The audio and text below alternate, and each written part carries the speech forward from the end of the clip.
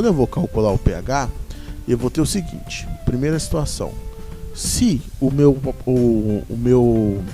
beleza, se o meu ácido ou a minha base são fortes, o pH sai diretão, ele é bem mais tranquilo de a gente calcular. Então, se eles forem fortes, a gente vai ter a seguinte situação. Então, penso no ácido genérico, que eu coloco na presença da água, e ele vai gerar H+, e A-, ou seja, vai gerar o cátion H+, que é o que o caracteriza como ácido, e vai gerar um ânion genérico, que aí tanto faz quem é. Então o que a gente tem? Como o ácido, pode ser para base também, vamos pensar numa base genérica aqui, ó, BOH.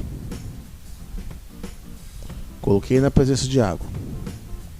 O que vai acontecer? Vai gerar um cátion B+, que é um cátion genérico, que tanto faz, e um ânion OH-, que é o que o caracteriza como base.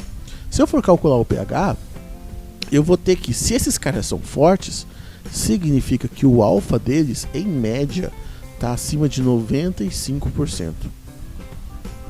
Ou seja, é um grau de dissociação e um grau de ionização muito, muito elevado.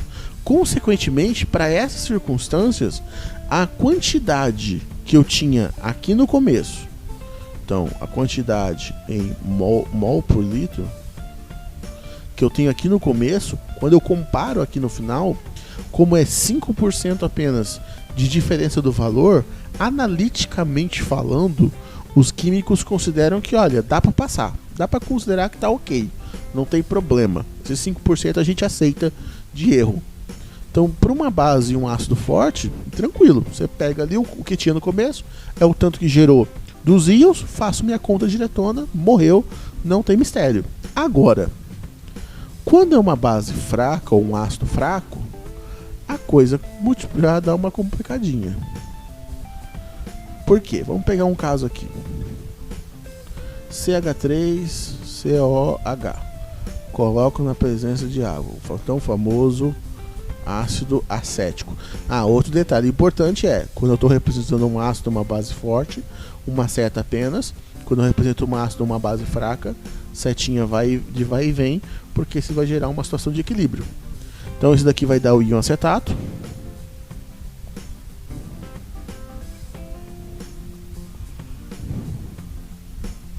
Mais o H3O+. Beleza, com relação a isso é bem tranquilo. O que a gente tem aqui? O alfa já não é tão alto como era antes. O alfa é baixo. Ele vai estar bem baixinho. No caso do ácido acético, está ali na casa dos 5% por aí. Ele é bem, bem baixo. Então eu não tenho como desconsiderar 90 e tantos por cento de diferença. É impossível fazer um negócio desse. Então o que a gente vai ter? Que neste caso eu vou precisar melhorar os meus cálculos. Eu preciso de uma ferramenta mais poderosa para eu poder fazer a conta do jeito certo. Aí é onde entra o Ka. Então, o caso desse cara aqui, o Ka é 1,8 vezes 10 a menos 5. Como ele é um cara tão manjado, eu já acabei até decorando o valor do dito cujo. Então, como é que a gente vai fazer? Aquele procedimento que eu vi que você fez nos exercícios. Só que até aqui tá tudo ok. Você foi lá, escreveu a formulazinha para constante de equilíbrio, que é produto sobre reagente, no caso aqui a concentração do H3O+, vezes a concentração do íon acetato, e dividiu pela concentração do ácido acético. Maravilha. Aí você considerou no equilíbrio a quantidade de cada um, no equilíbrio a quantidade do ácido acético, digamos que aqui no começo fosse 0,1 molar, para ficar mais simples pra gente.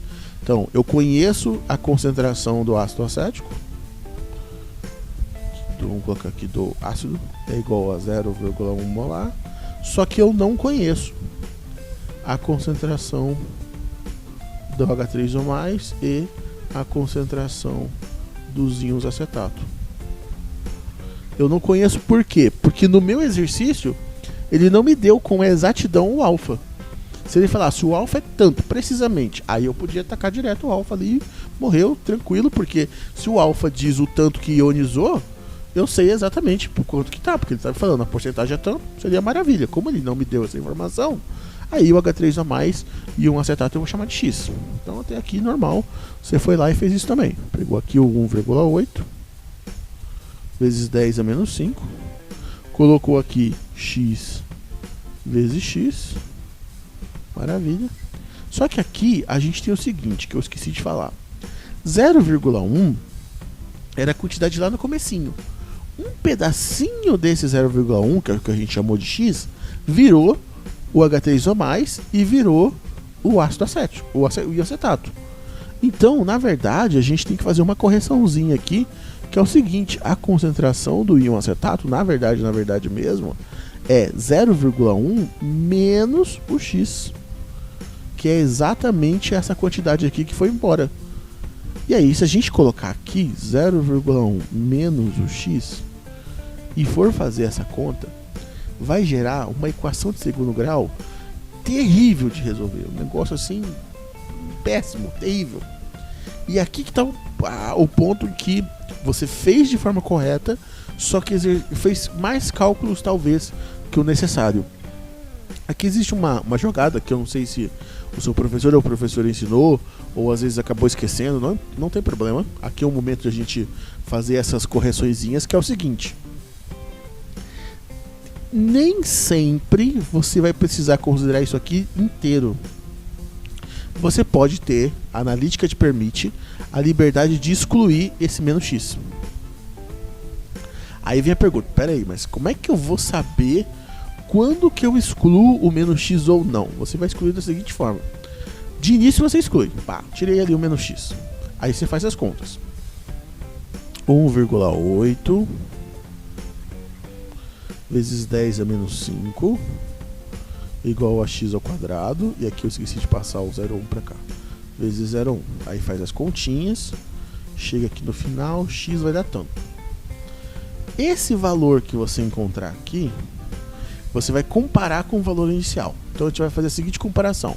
0,1 equivale a 100%. O valor que você encontrou aqui equivale a x%. Se esse x for inferior a 5%, a analítica nos permite jogar isso aqui fora. Mas aí é aquela história. Independente de quem seja professor ou professora, você tem que pegar e falar, tá aqui, ó. Eu estou provando que o valor é inferior a 5%. Então, estatisticamente falando, é permitido que eu pegue essa informação e exclua. Por quê? Dentro das aferições que foram feitas pelos químicos analíticos, com valores abaixo de 5%, que eu estou usando uma técnica clássica, se eu usasse uma técnica instrumental, nem poderíamos cogitar jogar isso fora. Técnica instrumental, isso daí é um absurdo, mas para uma técnica mais robusta e menos sensível, que é uma técnica clássica, esse 5% aí, ela não vai ver diferença. Na minha bureta, eu não vou perceber a diferença desse 5%. Não vai refletir em nada. Então eu posso jogar fora. Aí, neste caso, provando que o negócio é realmente uma quantidade inferior a 5%, eu pego isso daqui, jogo fora e só alegria. Menos conta para fazer. A não ser que você chega aqui, faz todas as contas, chega aqui no final, putz, deu 6,5. Aí não tem volta. Aí você tem que voltar aqui, reconsiderar o menos X, jogar os dados, fazer a báscara, tá? Aí tudo bem, eu concordo. Aí realmente eu tenho o que fazer. Mas, em termos gerais, esse caso aqui é muito importante, essa informação.